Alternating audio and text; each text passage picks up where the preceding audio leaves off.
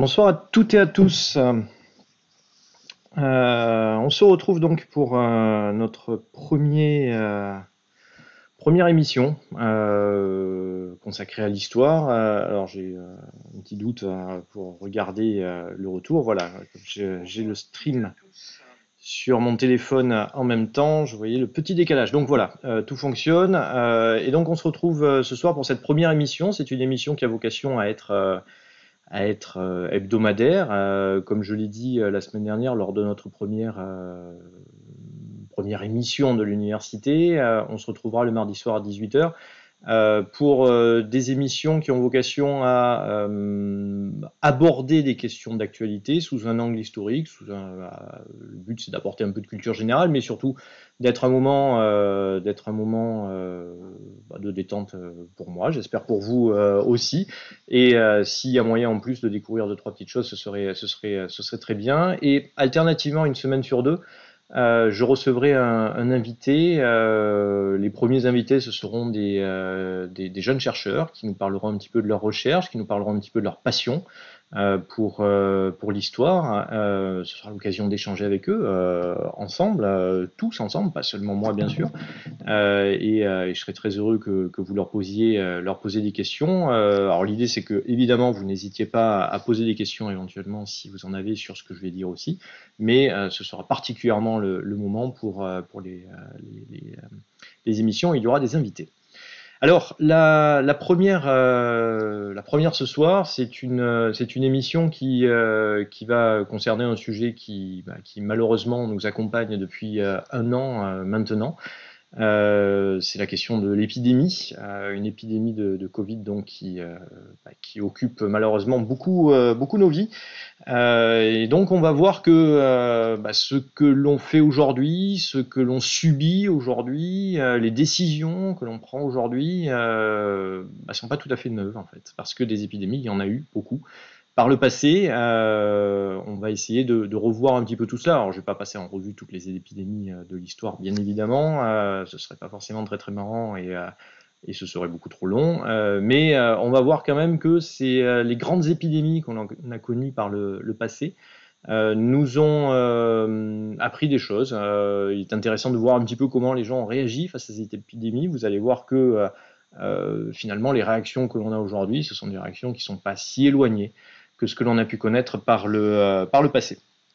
Alors, bon, il y aura un petit diaporama qui va m'accompagner, mais avant de rentrer dans ce diaporama et de parler de la première épidémie dont je voulais rapidement vous parler, une petite définition, hein, s'il y a parmi les auditeurs des étudiants, ils le savent, je suis assez attaché à définir les termes que l'on rencontre. Donc, quelques éléments de définition. Qu'est-ce que c'est qu'une épidémie? Une épidémie, c'est une propagation, en fait. C'est l'apparition et la propagation d'une maladie qui est contagieuse et qui va contaminer pas mal de monde dans une aire géographique qui reste relativement limitée. Il peut y avoir une mortalité assez forte ou pas d'ailleurs, hein, peu importe.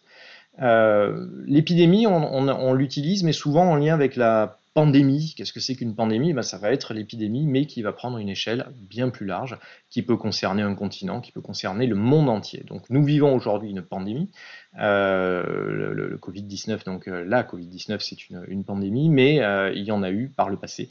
On va voir un petit peu tout cela. Alors, si je vous parle d'un animal sauvage qui aurait contaminé un animal domestique, qui lui-même aurait contaminé un homme à partir duquel la contamination va s'étendre sur la Terre entière, ça vous rappellera vaguement quelque chose, ça pourra vous faire penser peut-être à un marché du côté de Wuhan, au cœur de la Chine. Pourtant, cette lancée, on va dire, c'est également celle de la grippe espagnole qui, il y a un siècle, a été un peu plus d'un siècle, a été une pandémie d'une gravité extrême. On aura l'occasion de le voir. Donc finalement, vous le voyez, la naissance des épidémies, la naissance des pandémies, elles sont assez régulières. Souvent, ça part de l'animal, c'est transmis à l'homme dans des endroits où il y a une proximité extrêmement forte entre les animaux sauvages et les hommes avec un vecteur éventuellement par un animal domestique. Donc ça, c'est quelque chose qui est assez régulier. Alors rassurez-vous, je ne vais pas faire de science, j'en ai pas les compétences déjà, mais on va plutôt faire de l'histoire. Et donc on va regarder justement quelles ont été ces épidémies, comment elles se sont diffusées et surtout comment on a réagi face à ces épidémies. Alors d'abord présentons quelques épidémies. On va commencer. Vous avez l'image de Thucydide. Thucydide, certains d'entre vous le savent sans doute, c'est un... Alors, on considère que c'est un historien, l'un des premiers historiens de l'histoire. C'est en fait plus un témoin d'événements historiques qui se déroulent devant lui. Thucydide, c'est l'historien d'une guerre, qui est la guerre du Péloponnèse, une guerre qui se déroule en Grèce, dans la Grèce antique, entre les deux grandes puissances de la Grèce antique de l'époque, c'est-à-dire Sparte et Athènes. La guerre se passe assez mal pour Athènes, et finalement, si la guerre se passe assez mal pour Athènes, qui la perdra au final, c'est peut-être aussi parce que Athènes va subir, dans le climat de cette guerre, dans ce contexte de guerre, dans les années 430, 429, 428, va subir une épidémie. Une épidémie qu'on a appelée la peste d'Athènes. Alors en fait de peste, c'est sans doute plutôt du typhus. Enfin, on ne sait pas très bien ce que c'est. Le problème, c'est qu'on a très peu de moyens de savoir précisément de quelle maladie il s'agissait.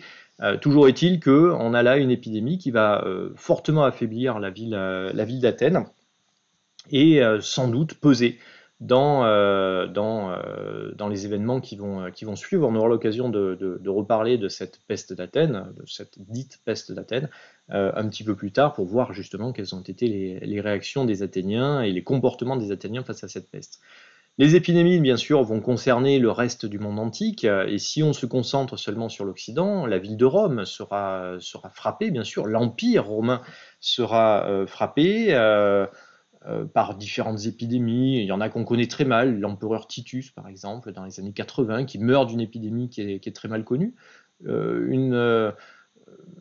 80 ans plus tard, la peste antonine qui frappe une bonne partie de l'Empire romain, l'Est de l'Empire, qui va aller jusqu'à l'Italie à l'époque de Marc Aurèle, qui va avoir là aussi des conséquences assez fortes. Peste antonine qui est relativement bien connue puisqu'elle est observée par un grand médecin dont vous avez peut-être entendu parler, qui est Galien, qui nous indique ce qui se passe, ce qu'il observe en Italie pendant cette peste. Un petit peu plus tard, on fait un bond dans le temps, puisque on arrive à l'époque byzantine, après la chute de l'Empire romain d'Occident. Vous le savez, un empire romain se maintient dans la partie orientale, c'est-à-dire la Grèce, l'Asie mineure, l'Égypte, donc l'est du bassin méditerranéen, autour de la ville de Constantinople. Et cet empire va connaître quasiment un âge d'or dans les années 530 avec l'empereur Justinien. Justinien qui essaie de reconquérir, qui est très ambitieux, qui essaie de reconquérir l'empire qui avait disparu, la partie occidentale, mais les ambitions de Justinien qui vont être cassées par ce qui a été et ce qui est parfois considéré par des historiens comme l'une des plus grandes catastrophes de l'histoire de l'humanité, surtout si on la rapporte au nombre d'habitants de l'époque. C'est ce qu'on appelle la peste justinienne. Alors là, c'est pas une appellation commode, c'est une peste, on le sait, c'est en effet le même bacille que l'on va retrouver dans la peste qui viendra au millénaire suivant. Cette peste de Justinien, elle arrive à Constantinople d'Égypte, mais vraisemblablement on pense qu'elle vient d'Asie centrale. Constantinople à cette époque est une très grande ville pour l'époque, c'est 500 000 habitants, c'est une des plus grandes villes du bassin méditerranéen. La peste va progresser très rapidement par les bateaux. Elle frappe Constantinople en 542. Et là, c'est une hécatombe. C'est une hécatombe. On compte plusieurs milliers de morts par jour, peut-être 10 000 morts par jour, suivant les sources dont on dispose. Puis la peste continue, bien sûr. Elle ne s'arrête pas à Constantinople. Elle part vers l'ouest également. Elle part vers l'ouest. Elle va gagner l'Italie, elle va gagner la Gaule, et on la voit progresser via les voies commerciales, en fait. Alors, c'est une peste, pour répondre à une question qui est posée, c'est une peste parce que on a, par les fouilles qui ont été menées par les archéologues, pu trouver dans les restes qu'on a découverts, et notamment des squelettes de rats, on a pu identifier, il y a une dizaine d'années, c'est très récent, hein, le bacille de la peste chez ces rats, donc qui avait été mordu, on le sait, on va en reparler, par une puce, c'est la puce du rat, qui est vraiment le vecteur de la peste, du bacille de la peste. Et donc ce bacille de la peste qui a été identifié à la fin du 19e siècle, on l'a retrouvé, donc ce sont des découvertes assez récentes dans ces squelettes de rats, ce qui permet d'être certain que c'est le même bacille de la peste qu'on va retrouver au Moyen-Âge et sous l'Ancien Régime. Alors, pour la Grèce, c'est pas une peste en fait, hein, enfin, c'est pas une peste, on ne sait pas très bien, parce que là, pour le coup, on n'a pas de source. Ce que pensent les historiens, c'est plutôt que ce serait un typhus ou éventuellement la dengue. On n'est pas très certain de la nature du virus qui a frappé Athènes pendant la guerre du Péloponnèse. En tout cas, pour la peste de Justinien, c'est vraiment une peste. On remarquera d'ailleurs au passage que le terme peste est employé de manière assez générique, hein, on aura l'occasion d'en reparler. La peste, c'est la pestilence, c'est l'odeur, hein, qui va exhaler des cadavres. C'est également la peste va être synonyme, on va y revenir, d'effroi, de panique, de catastrophe, de peur, hein. Donc c'est un petit peu tout cela qu'on retrouve dans le terme de peste, qui est employé assez souvent pour désigner des maladies qui ne sont pas forcément des pestes au sens médical, biologique du terme. Donc la peste de Justinien, ce qui est intéressant, c'est que l'on peut la dater, hein, assez précisément, et on constate que cette peste se diffuse suivant les axes de communication, c'est-à-dire les axes de communication commerciale. On voit que ce sont les navires qui transportent, aujourd'hui on le sait, à l'époque on ne l'a pas compris encore, mais ce sont les navires qui transportent des marchandises dans les cales desquelles il y a des rats, et donc des puces, qui vont amener cette peste petit à petit. Et puis on la voit progresser, hein, en Gaule par exemple, à la fin du VIe siècle, le long du Rhône, le long de la Saône, et dans le même temps partir vers l'Asie, la Mésopotamie, etc. On ne sait pas combien la peste de Justinien a tué de personnes. On a des évaluations autour de 30-50 millions de morts, c'est considérable, surtout ramené à la population de l'époque. Il y a bien moins d'1 milliard d'habitants sur Terre.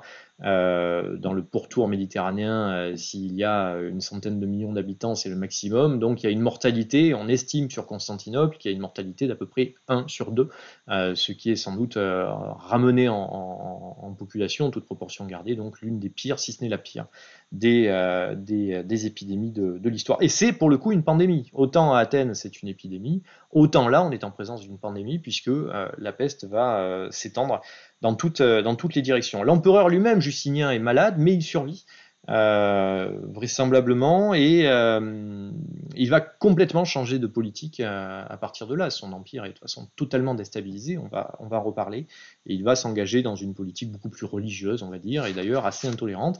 L'Église joue un rôle très important dans l'Église donc chrétienne, qui est toute fraîche, toute récente, joue un rôle assez important d'ailleurs, puisqu'on va se réfugier auprès des églises pour essayer de trouver une solution à un mal dont on n'a pas qu'on ne comprend pas, hein, très clairement. Cette peste va continuer, elle va connaître des rechutes. Il va y avoir des rechutes, il va y avoir des sursauts de la peste pendant plusieurs siècles, hein, jusqu'au 8e siècle. Et puis elle disparaît. Elle disparaît, on ne sait pas très bien pourquoi, on ne sait pas très bien les raisons profondes de cette disparition, pourtant elle disparaît. Elle disparaît et on l'oublie. En Occident, on va oublier la peste, hein. C'est une période dans laquelle l'écrit est très rare, dans laquelle la transmission de génération en génération se fait par l'oral, mais bon, sur plusieurs siècles, ça va disparaître petit à petit. On va l'oublier jusqu'à ce qu'elle revienne, et qu'elle revienne de manière extrêmement violente au XIVe siècle. Alors, le XIVe siècle, c'est la fin du Moyen-Âge, on est dans ce que les historiens appellent le bas Moyen-Âge. Après la première partie du Moyen-Âge qui est marquée par pas mal de difficultés, que ce soit politiques, mais également climatiques, hein, on a un radoucissement climatique qui permet, à partir de l'an 1000, de meilleures récoltes, les gens vivent mieux, sont en meilleure santé, ce qui permet un fort développement démographique, un fort développement des villes également. C'est un moment où on a beaucoup plus de liens entre les différentes parties de la chrétienté, notamment en Occident.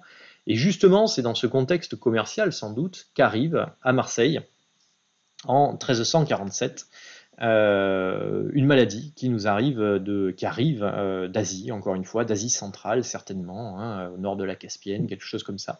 On en a trouvé des traces, on sait qu'elle existait un petit peu auparavant, et donc elle aborde en 1347 le sud de la France, et à partir de là, elle va se diffuser. C'est la peste, de nouveau. Une peste d'ailleurs à laquelle on ne donne pas forcément ce nom-là dans un premier temps. Le nom, il va se chercher pendant plusieurs siècles d'ailleurs. On parlera de mort noire. Et puis finalement, c'est le terme de peste noire qui va s'imposer au XVIe siècle pour désigner cette épidémie foudroyante, hein. Quand je dis foudroyante, c'est que en 5 ans, entre 1347 et 1352, on estime que c'est entre 30 et 50% de la population européenne qui va mourir de cette nouvelle épidémie de peste. 25-30 millions de personnes sans doute vont mourir. Dans certaines villes, c'est la moitié de la population qui disparaît. Dans certaines régions, en Normandie par exemple, la moitié de la population qui disparaît. Le chiffre qui revient le plus souvent chez les historiens, c'est 1/3 de la population des villes qui meurt.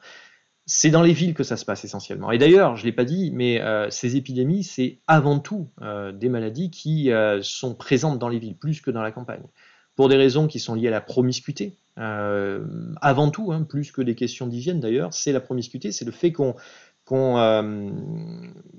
vit les uns sur les autres dans des petites des maisons qui sont accolées les unes aux autres, qu'on vit dans la rue en permanence, hein, c'est pas les appartements très confortables que l'on peut connaître aujourd'hui, donc on vit dans la rue, on est en contact les uns avec les autres en permanence, et donc évidemment l'épidémie trouve là un terrain parfait pour s'étendre. Alors, cette peste noire donc va toucher l'Europe, mais pas que, hein, puisque à partir de son noyau, qui est sans doute cette Asie centrale, elle va partir vers la Chine. Apparemment, elle n'aurait pas trop touché l'Inde. Par contre, elle part également vers l'Afrique du Nord. On ne sait pas très bien le bilan total, mais bon, on avance souvent les chiffres d'à peu près 50 millions de morts, autant à peu près que la peste justinienne. Et elle va revenir, là aussi, de manière sporadique, pendant tout le Moyen-Âge, et même après, hein, on aura plusieurs pestes jusqu'au XVIIIe siècle. Notamment, il y a la peste de Provence dans les années 1720. On a une peste en Grande-Bretagne aussi dans les années 1650-1660. Donc, on a à plusieurs reprises des retours de la peste liés. C'est vraiment la maladie du Moyen Âge, hein, pour l'Europe. Cette peste qui va traumatiser profondément, je vais y revenir, ce Moyen Âge. C'est une maladie du Moyen-Âge, c'est aussi une maladie qui a un côté moderne, si vous voulez, parce que c'est une maladie de la mondialisation. Il ne faut pas imaginer que la mondialisation a attendu le XXe siècle. Le monde du Moyen-Âge est un monde déjà mondialisé. Alors, je vous ai mis une carte qui reprend justement le voyage en gros de la peste, hein. Vous le voyez partir depuis le nord de la Caspienne et puis partir sur toute l'Europe, remonter vers l'Europe du Nord, ça fait des va-et-vient, et donc à un moment on pense qu'elle est partie, mais elle revient quelques décennies plus tard dans la région qu'elle avait déjà frappée précédemment. Donc voilà, ce retour régulier de la peste va renforcer un petit peu le traumatisme des populations qui voient là-dedans un fléau, qui ne comprennent pas, encore une fois. Il faut bien se mettre dans la tête qu'on ne comprend pas d'où ça vient. On a l'impression que c'est un fléau divin, que c'est la colère divine qui vient frapper, on trouve toujours une raison, hein, pour la colère divine. Je vous disais donc, c'est une maladie de la mondialisation. Vous avez ici une carte qui reprend les grandes voies commerciales européennes du XIIIe siècle. Vous voyez que toutes les régions sont liées les unes aux autres, hein, par le commerce, et ce sont ces voies commerciales qui vont amener la peste, qui va frapper un petit peu partout, si ce n'est dans les régions les plus à l'écart finalement des grandes voies commerciales. Par exemple, la Scandinavie, qui est un peu à l'écart des grandes voies commerciales, sera très peu touchée, en tout cas si on demeure en Europe, par la peste. Alors la peste commence à se manifester La peste du Moyen Âge, elle est appelée peste bubonique, hein, donc il y a des bubons, des boursouflures, hein, de la peau qui vont se constituer. Alors je vais pas trop m'étendre dessus parce que je n'ai pas non plus les connaissances médicales qui me permettent de le faire. Mais bon, c'est quelque chose qui est assez facilement reconnaissable. Et ensuite, la mort est très rapide. Et ensuite, la décomposition se fait assez rapidement aussi. Il y a une odeur pestilentielle, hein, le terme vient de là, qui va s'échapper du cadavre. Et donc, il y a un risque qui demeure même au contact du cadavre. Et ça, c'est quelque chose qu'on va retrouver dans d'autres épidémies. Donc la peste vraiment va couvrir cette période du Moyen Âge, après l'oubli, entre guillemets, pendant 5 siècles, entre le 8e et le 14e siècle. On va la retrouver à plusieurs reprises, je vous ai dit, hein, des fois même provoquée par l'appât du gain, puisque la peste de Provence, hein, dans les années 1720, est provoquée, vient d'un bateau, d'un navire qui ramenait des soieries d'Orient et dans lesquelles il y a eu un cas un peu suspect qui s'est confirmé par la suite. L'armateur, l'affréteur du navire va pourtant pas vouloir déclarer le cas de maladie pour éviter une quarantaine parce qu'il transportait des soieries qu'il voulait vendre rapidement dans une foire, à la foire de Beaucaire, et donc il va décharger sa marchandise et provoquer du coup la peste qui va frapper la Provence. Il y aura dans les années qui suivront près de 200 000 morts, hein, qui seront causés par cette peste de Provence au début du XVIIIe siècle. Alors la peste blanche, à ma connaissance, non, mais bon, peut-être que parmi les auditeurs, il y en a qui savent plus. Non, la peste noire, le noir de... alors noir aussi parce que parmi les signes, hein, extérieurs de la peste, il y a une espèce de nécrose. Les cadavres noircissent en fait, hein, donc c'est peut-être de là que vient aussi le nom de peste noire qui va être donné à cette peste médiévale. Mais en fait, le même constat pouvait être fait sur la peste justinienne, hein, parce que c'est le même bacille, on sait ce que provoque le bacille de la peste aujourd'hui. Alors, si la peste a été la maladie du Moyen Âge et de l'Ancien Régime, la plus spectaculaire, même si c'est loin d'être la seule, bien sûr, la maladie du 19e, l'épidémie du 19e, ça va être le choléra. Le choléra, vous avez ici le vibrion du choléra, voilà l'ennemi mortel, hein, qui va frapper le monde à plusieurs reprises. On estime qu'il y a eu 7 épidémies de choléra et 4 vont frapper l'Europe occidentale de manière assez virulente. Alors le choléra, lui, il va pas, c'est pas la puce, hein, qui va le transporter, c'est même pas en fait forcément un animal, c'est l'eau essentiellement qui transporte le choléra. Alors Enzo, non, les rois, bon, ils avaient d'autres soucis, c'est pour ça qu'ils vivent pas forcément. Alors il y a plein de maladies, ça c'est certain, qui expliquaient une mortalité infantile assez forte, et l'espérance de vie était relativement limitée, mais bon, à ma connaissance, il n'y a pas de roi qui soit mort de la peste en France en tout cas. Pour le choléra, donc le problème vient de l'eau et des eaux sales en fait, hein, de l'eau sale, de l'eau qui est polluée, notamment parce que c'est de l'eau croupie ou que c'est de l'eau qui est polluée par des déjections humaines. Et on va retrouver pour le choléra une zone d'origine qui, au 19e siècle, va toujours être l'Inde du Nord, le delta du Gange, qui est une région dans laquelle il y a une très forte population, déjà, une forte densité de population, ce qui s'ajoute à la promiscuité, à une hygiène, on va dire, très faible, et puis à une grande pauvreté, parce que le choléra, pour le coup, c'est une maladie de la pauvreté. Notamment ce qui est utilisé comme engrais, par exemple, dans ces régions du delta du Gange, ce sont des déjections humaines, hein, qui vont être mis dans les champs et donc qui vont finir dans l'eau que l'on va récupérer également pour la boire. Et donc vous voyez comment évidemment le choléra va pouvoir se diffuser. Le choléra va, à partir de l'Inde, va se diffuser dans toutes les directions. Et vous avez cette représentation du Petit Journal en 1912, donc dans une des dernières grandes épidémies de choléra qui a frappé l'Europe.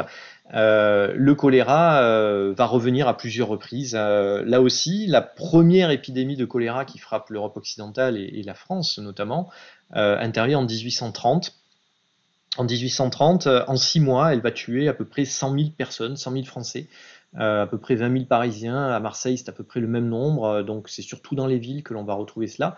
Dans des villes qui, même si c'est la révolution industrielle, même si on est sur une période de modernisation, c'est quand même encore beaucoup de misère. On le sait, la révolution industrielle, c'est beaucoup d'inégalités dans les populations et dans les populations les plus misérables, il y a un impact très fort du choléra. Mais c'est l'épidémie suivante qui sera la plus grave.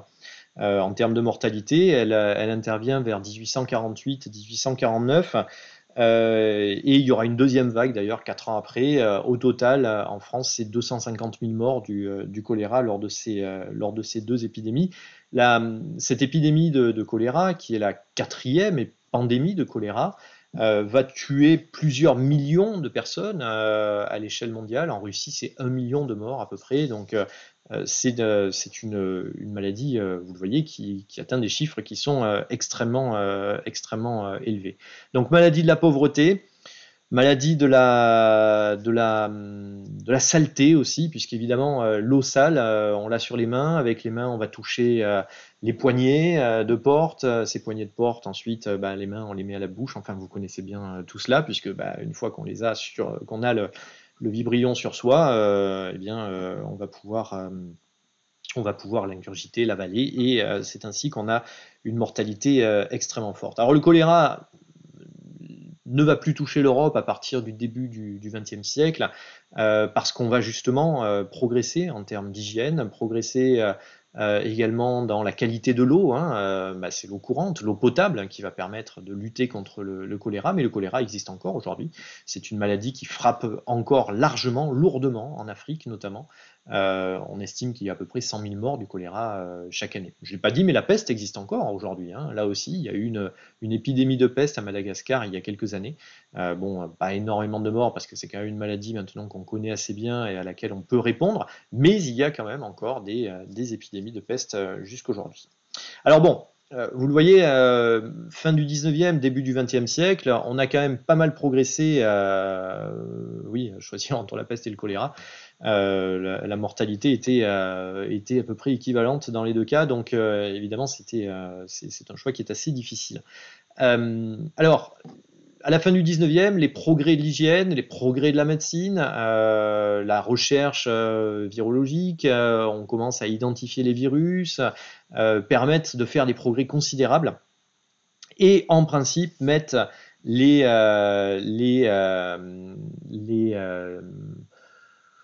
puissances européennes, on va dire, hein, les États européens, les populations européennes, à l'abri de ces grandes épidémies qui avaient marqué les siècles précédents. Et pourtant, c'est d'une maladie qu'on connaît bien, et justement dont on se méfiait sans doute pas beaucoup, ce qui explique en bonne partie pourquoi elle a été qu'elle a créé des ravages à un tel point, que va venir la catastrophe. Cette maladie, c'est la grippe espagnole. La grippe espagnole, qui porte très mal son nom, puisqu'elle ne vient pas du tout d'Espagne. Si elle porte le nom espagnol, c'est parce que ce sont les Espagnols, c'est la presse espagnole qui a révélé finalement pour la première fois qu'il y avait une épidémie grave de peste. On est à la fin du printemps 1918. Fin du printemps 18, ça doit vous dire quelque chose, c'est la guerre mondiale, elle n'est pas finie, puisque la première guerre mondiale, vous le savez, se termine en novembre 1918. L'Espagne ne fait pas partie des belligérants, du coup il n'y a pas de contrôle sur la presse espagnole, ou il y a beaucoup moins de contrôle en tout cas que dans les États belligérants.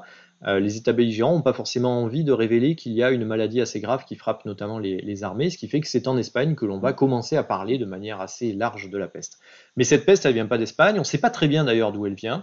Il y a plusieurs hypothèses. Il y a une hypothèse qui a eu pas mal de succès, c'est l'hypothèse qui la ferait naître au Kansas, donc d'oiseaux sauvages qui auraient contaminé des oiseaux ensuite utilisés dans la cuisine, et à partir de là, contaminé les recrues qui étaient c'est une garnison au Kansas, hein, de recrues qui avaient vocation à partir en Europe. Alors, c'est certain qu'il y a eu là une contamination très forte au Kansas de ces recrues qui, au départ, il y a c'est un cuistot qui est contaminé.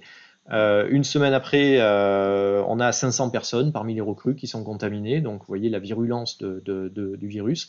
Et ces recrues sont ensuite parties sur le front français. Donc on a mené la grippe espagnole en France, où elle va se répandre, particulièrement dans les armées.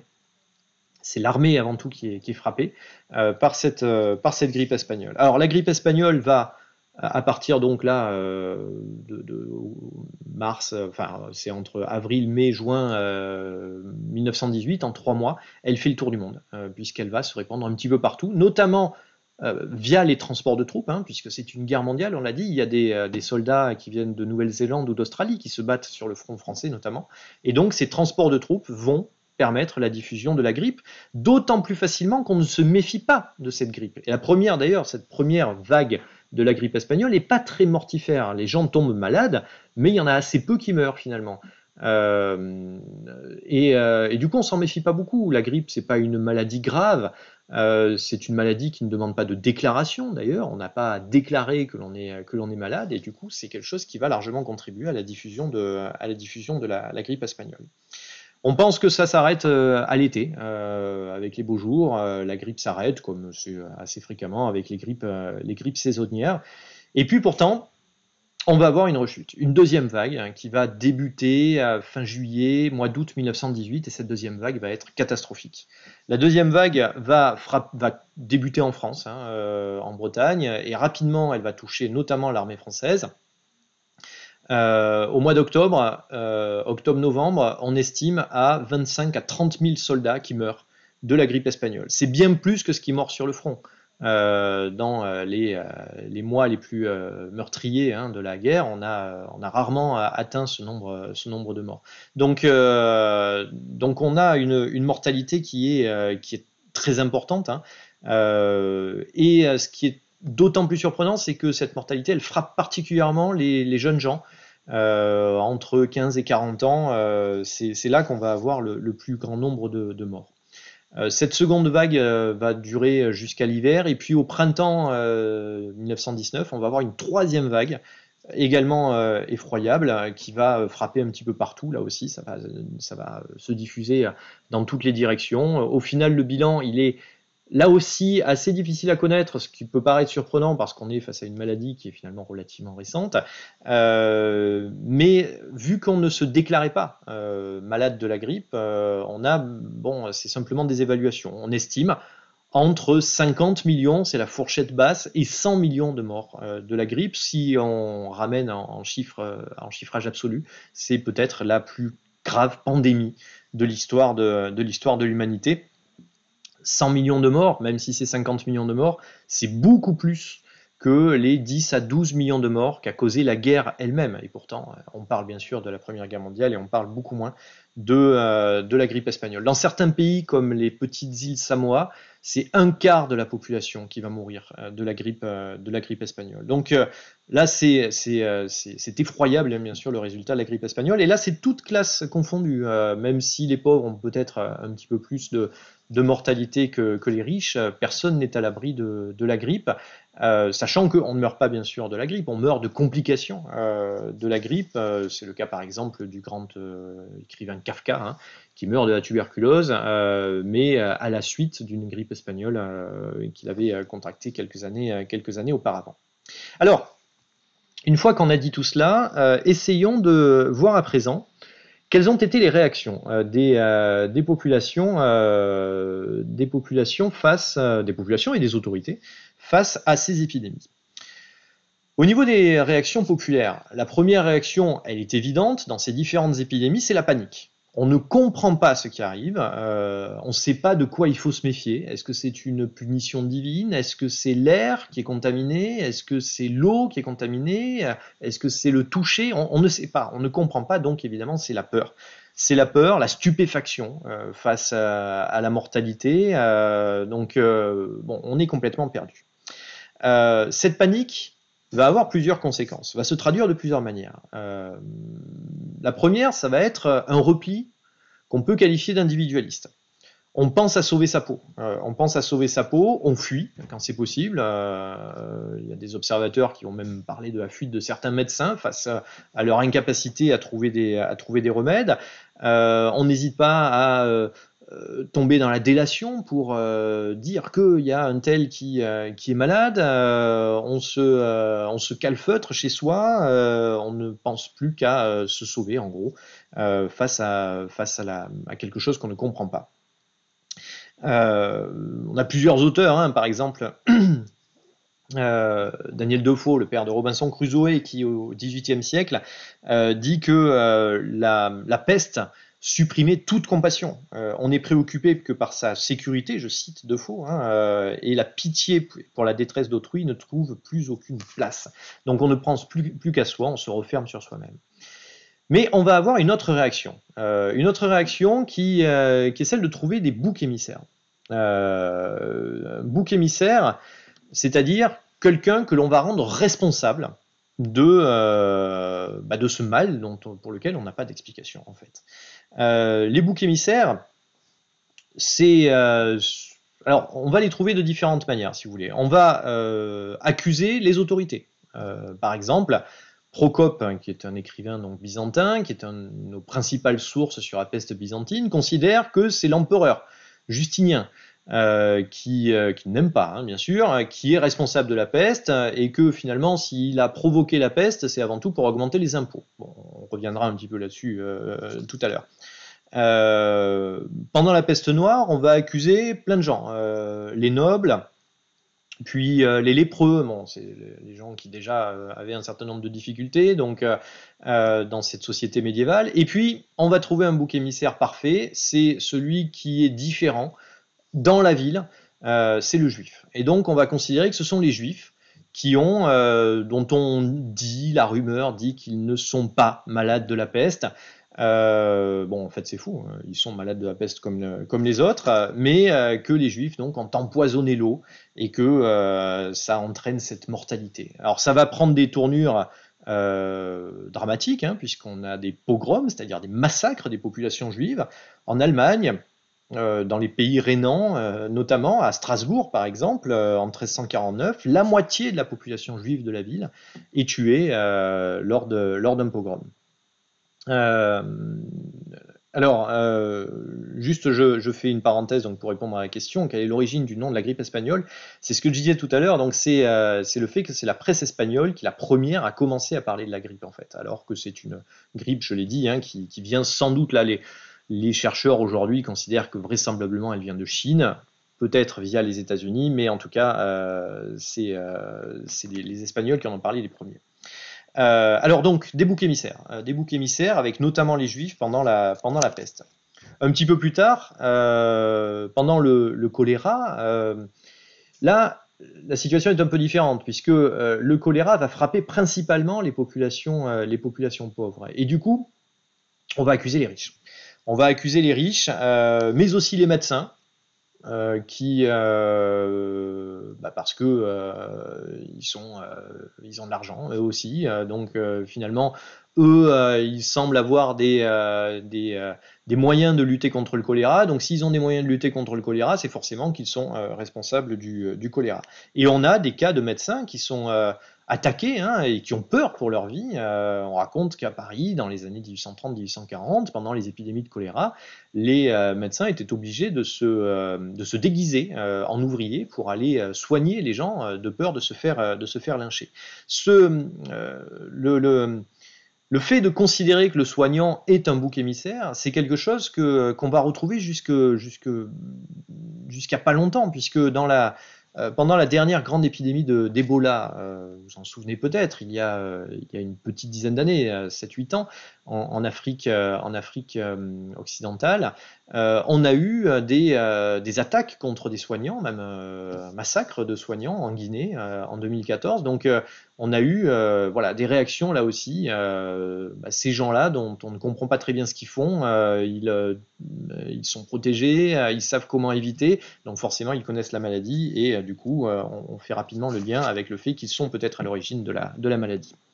Pour ce qui concerne la grippe espagnole, Le climat de guerre va beaucoup aider.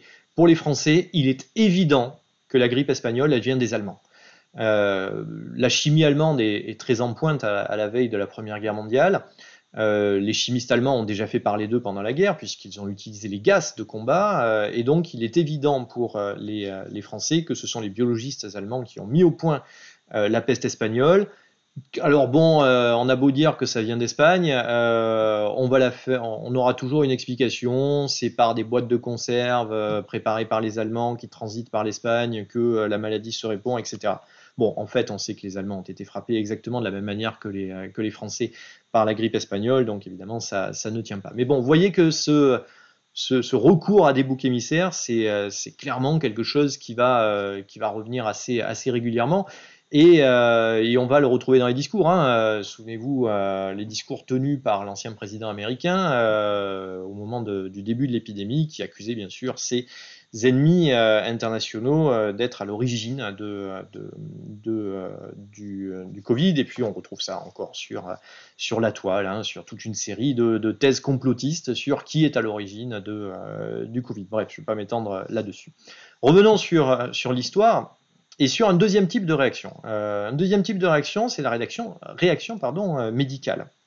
Alors, depuis tout à l'heure, je parlais un petit peu des médecins. Je vous ai dit qu'ils étaient un peu démunis face à cette mortalité, notamment dans les maladies les plus anciennes. Thucydide le dit, que les médecins ne savent pas quoi faire. Mais on a quand même des idées qui remontent très loin, puisque on a retrouvé dans des tablettes mésopotamiennes qui datent du XVIIIe siècle avant notre ère, donc à l'époque des royaumes hittites en Mésopotamie, on a retrouvé des courriers, des échanges qui parlent de maladies contagieuses et dans lesquels on a compris que si on isole le malade, eh bien, on évite la contamination.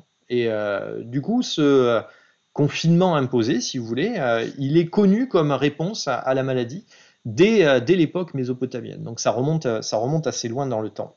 Si on fait un bond dans le temps jusqu'à la peste noire, on a des médecins, par exemple le médecin Guy de Chauliac à Avignon au XIVe siècle, qui va essayer d'observer quand même la maladie, la peste, et qui remarque que la maladie se transmet par voie aérienne ou par le contact. Et donc, il invite à limiter la circulation des gens pour éviter que de nouvelles régions soient contaminées.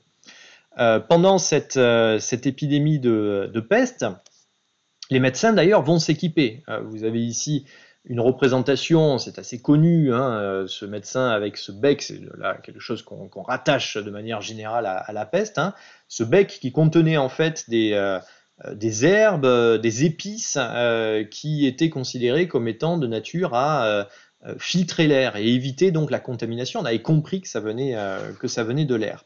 Alors, cette histoire de l'air, elle est assez intéressante parce que du coup, on va considérer qu'un moyen de lutter contre l'air et la transmission des miasmes, c'est ça l'idée que l'on a derrière cette transmission par l'air, eh bien, il faut mettre les malades dans des endroits très aérés, des endroits très venteux. C'est un moyen peut-être d'éviter qu'il y ait un peu plus de contagion. Et c'est quelque chose qui est finalement très empirique, mais qui est loin d'être imbécile. On l'a encore aujourd'hui dans les consignes qui sont données dans l'épidémie actuelle, puisqu'on vous invite à aérer, mais bon, ça ne vaut pas simplement pour la période du Covid, à aérer les pièces, à changer l'air, puisque l'air transporte le virus.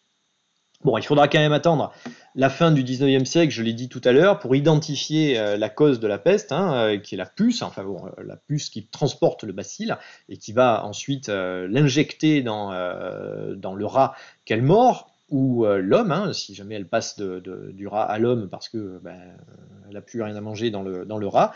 Et donc c'est le Suisse Alexandre Yersin qui finalement va identifier le bacille de la peste. Un peu plus tard, on comprendra que c'est la puce elle-même qui transportait le bacille, et ce qui va permettre de combattre donc la peste, comme je l'ai dit tout à l'heure.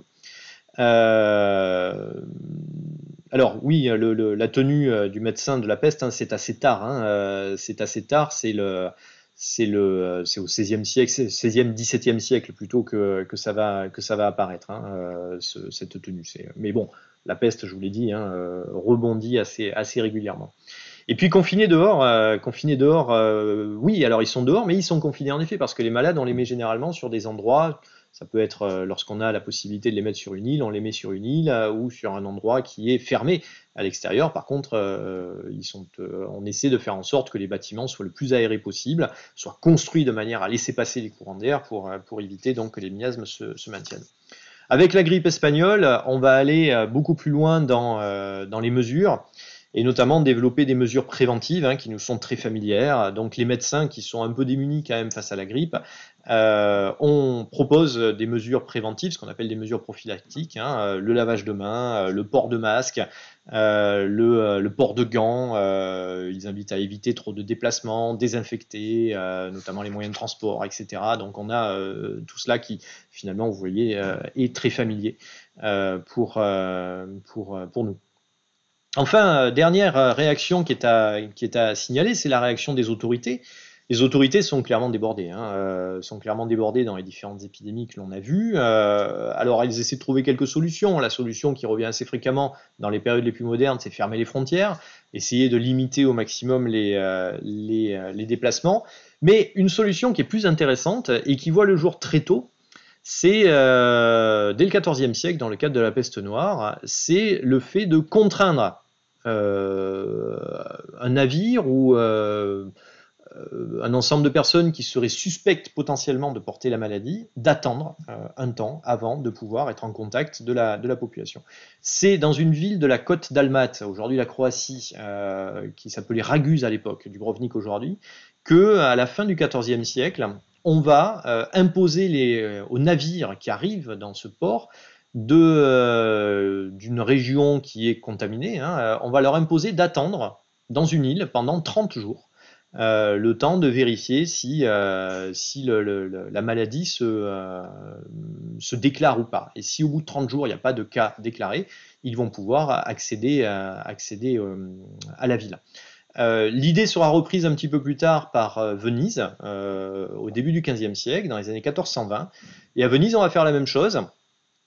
Simplement, on va imposer que les navires attendent 40 jours au lieu de 30. C'est là que va naître, donc, bien sûr, la quarantaine qui est imposée pour vérifier si la maladie se déclenche ou pas, avant de permettre donc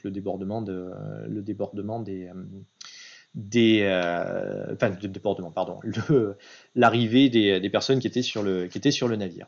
Donc vous le voyez là aussi, des mesures que l'on connaît bien et qui sont pas toutes nouvelles. Dernier point à voir sur cette question, ce sont les conséquences de ces épidémies. Donc les conséquences, ce sont avant tout des conséquences démographiques.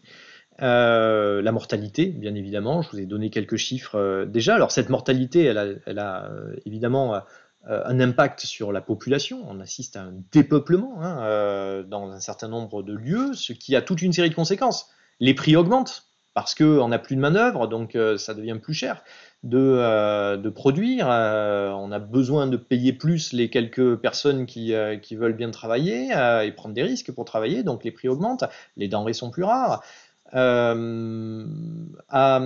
Lorsque je vous ai dit tout à l'heure que Procope reprochait à Justinien d'être à l'origine de la peste pour augmenter les impôts, c'est tout simplement parce que, vu qu'il y a moins de gens qui paient des impôts, par la force des choses, pour faire tourner l'État et notamment pour payer l'armée, Justinien est obligé d'augmenter les impôts. Et donc, ça a provoqué beaucoup de mécontentement à l'égard de son gouvernement.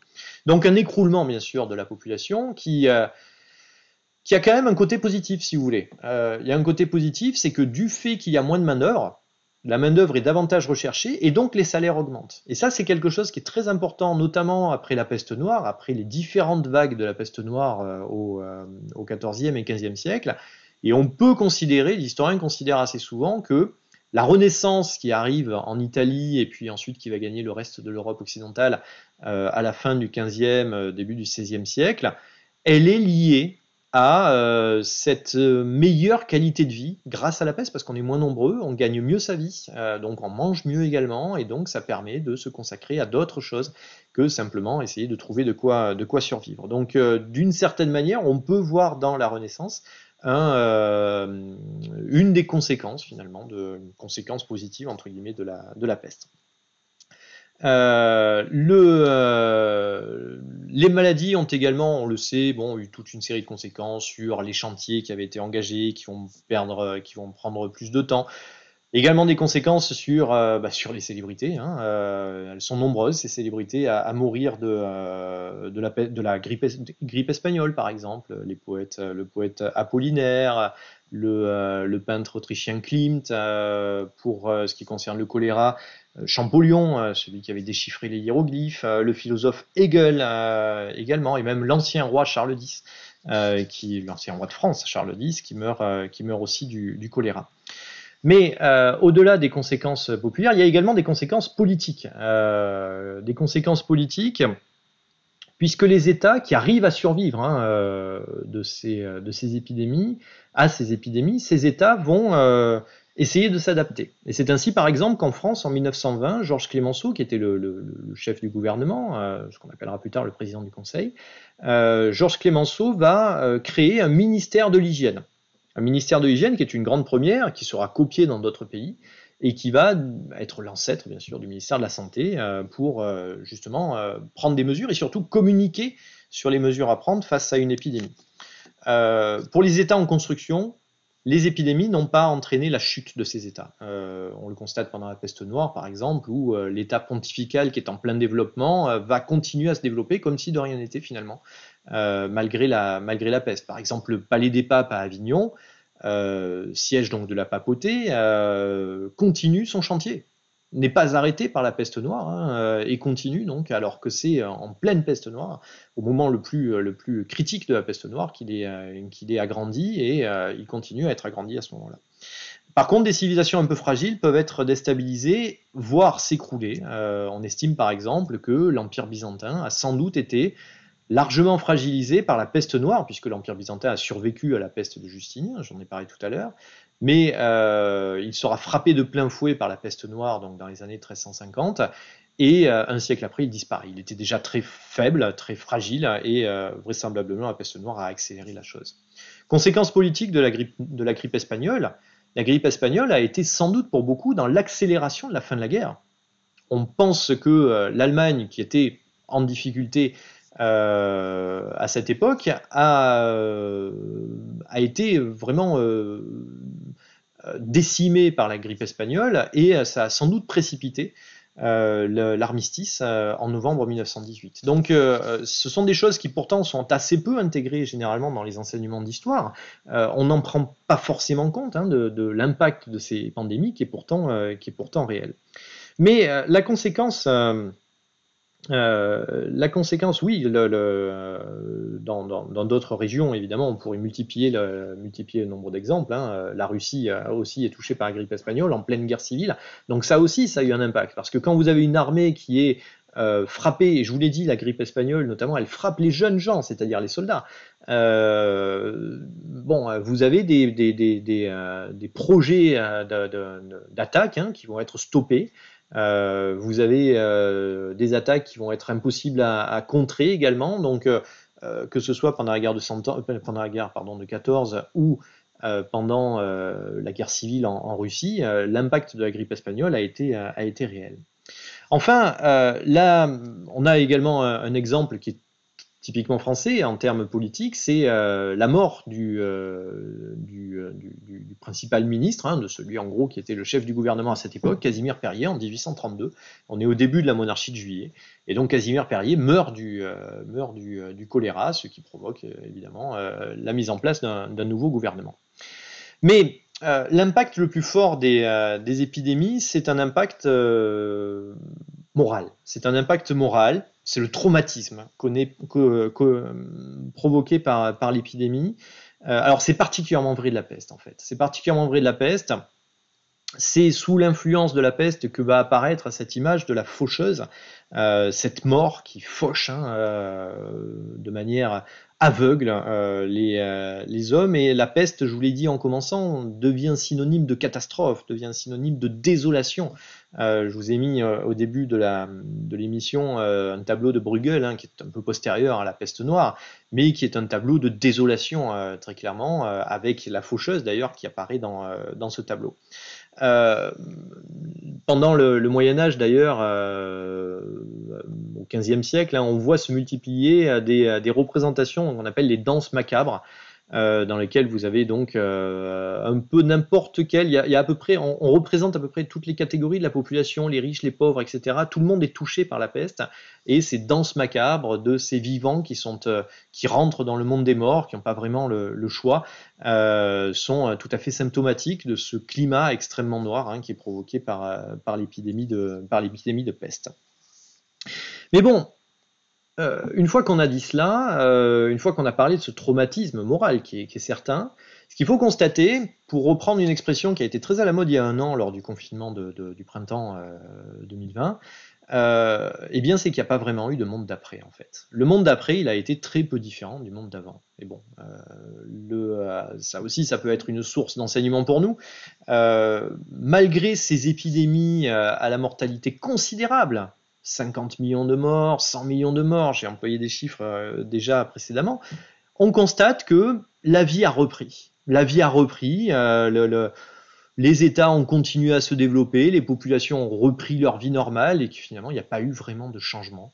Les changements, on les a vus notamment dans l'amélioration de l'hygiène, éventuellement des villes, mais finalement il n'y a pas de changement, de bouleversement dans la vie des gens. Et d'ailleurs, aujourd'hui, par exemple, qui va placer la grippe espagnole, si on lui demande de parler des grandes catastrophes de l'histoire du XXe siècle, qui parlera de la grippe espagnole? On risque de parler davantage de la Seconde Guerre mondiale, bien sûr, de la Première Guerre mondiale, mais assez peu souvent on parle de la grippe espagnole, qui pourtant est sans doute l'événement qui a causé le plus de morts du XXe siècle. Donc on voit que le traumatisme, s'il est vrai clairement pour la peste, il est beaucoup moins vrai déjà pour la grippe espagnole, et finalement la vie a repris, hein, la vie a repris, et la grippe espagnole, l'effet de la grippe espagnole d'ailleurs a été fortement atténué par le fait que c'était la victoire, il ne faut pas l'oublier. On finit la Première Guerre mondiale, en France en tout cas c'est la victoire, en Allemagne évidemment non, mais en France c'est la victoire, c'est la fin de la guerre, c'est le soulagement de la fin de la guerre, et du coup cette maladie, eh bien, elle frappe peut-être moins, et les années folles qui arrivent après, dans les années 20, c'est le moment où on a besoin de profiter de la vie, de jouir de la vie, c'est plus en réaction à la guerre qu'en réaction à la grippe, hein, très clairement, la grippe d'ailleurs qui ressurgit à plusieurs reprises par la suite. Donc le monde d'après, en fait, il n'a pas vraiment existé à la suite de ces épidémies. On a repris la vie. Après cette parenthèse de l'épidémie, on a repris la vie comme elle était auparavant. Alors bon, on n'a pas parlé de toutes les épidémies, j'aurais pu parler de la fièvre jaune ou de la variole qui ont notamment provoqué la mort peut-être de 95% de la population amérindienne lors de l'arrivée des Européens en Espagne. En Amérique, pardon. Les pandémies, d'ailleurs, elles ne se sont pas arrêtées avec la grippe espagnole. On en connaît une aujourd'hui. J'ai pas parlé non plus du sida, hein, qui a tué 25 millions de personnes depuis les années 80 et qui frappe encore lourdement l'humanité, même si on a progressé dans sa connaissance. Donc les pandémies, c'est pas que du passé, vous l'avez compris, c'est un des conclusions que l'on peut tirer. Une autre conclusion que l'on peut tirer, c'est que finalement, c'est pas aujourd'hui qu'on invente le port du masque, la distanciation sociale, le confinement, les quarantaines, etc. On l'a déjà pratiqué par le passé. Donc ça, c'est pas tout à fait une surprise. Par contre, ce qui est plus intéressant, je pense, dans les conclusions que l'on peut tirer de tout cela, c'est le fait qu'on a tendance à oublier. On a tendance à oublier parce que, ça c'est quelque chose que j'aime bien à dire, c'est le fait que l'homme tire rarement les leçons, voire jamais les leçons de ses erreurs. Et donc, de la même manière qu'on avait oublié la peste lorsqu'elle ressurgit au XIVe siècle, on a oublié ce qu'étaient les pandémies lorsqu'éclate la grippe espagnole. On a sous-estimé d'ailleurs la grippe espagnole, de la même manière d'ailleurs qu'on a sous-estimé le Covid, hein, lorsqu'il a commencé à apparaître à l'hiver 19-20. Et puis, eh bien, on oublie tout ce qui a été fait par le passé, et du coup, on se laisse surprendre encore une fois par les pandémies. Bon. J'ose espérer que la Covid soit une pandémie quand même moins grave en termes de mortalité que ce qu'on a connu par le passé, même si on est bientôt à 3 millions de morts à l'échelle mondiale. Mais bon, ce retour sur le passé nous montre que il faut sans doute jamais trop sous-estimer même si elle vient de très loin, parce que les maladies se diffusent très vite. C'est pas nouveau, même si aujourd'hui les avions ont permis d'accélérer les choses. On le voit dès le Moyen Âge, hein, les maladies se diffusent extrêmement vite. Et l'hygiène semble être quand même la meilleure des réponses à ces différentes épidémies. On arrive au bout de cette présentation. Je regarde rapidement les questions. Oui, bien sûr, les maladies européennes qui ont touché les populations amérindiennes, hein, je l'ai dit, ce sont des épidémies. D'ailleurs, ce sont des épidémies qui ont frappé le reste, hein, la variole, la fièvre jaune. Ce sont des épidémies qui ont frappé l'Afrique, notamment pour la fièvre jaune, la variole un petit peu partout, et qui ont été ensuite apportés par les Européens outre-Atlantique et qui ont décimé de manière dramatique, hein, la population amérindienne, qui, elle, pour le coup, n'était absolument pas prête par son système immunitaire à faire face à ces maladies de l'Ancien Monde.